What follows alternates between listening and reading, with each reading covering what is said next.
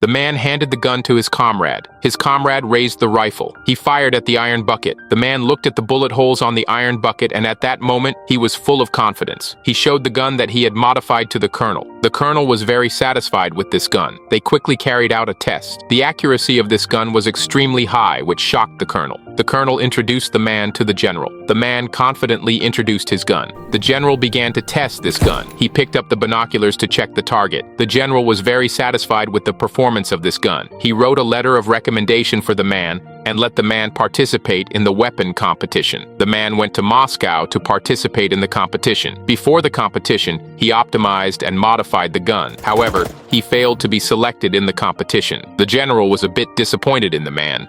The man began to spend a great deal of energy on modifying the gun. After several days of hard work, the man finally developed a new gun. After the test, its performance was far better than the previous gun, so the man took this new gun and participated in the competition again. Unfortunately, he still failed to be selected. The man's confidence was severely hit, but the man still chose to continue developing weapons. With the help of a gun designer, the man kept modifying his gun. Before long, the man made a new gun again. This time, instead of going to the shooting range, the man directly tested the gun in the barracks just like he did for the first time. His comrade drew a bullseye on the iron bucket. The man picked up the gun and kept shooting at the iron bucket. Both its speed and power were excellent. However, because he fired the gun privately in the barracks, the man was arrested. The man was taken to the general's office. The general thought highly of this man and was also very curious about that gun. The man disassembled the gun as required. The general assembled the gun. The general was very satisfied with the simplicity of this gun. The next day, they went to the shooting range for a test. The man was very nervous. The soldiers put the man's gun into the water,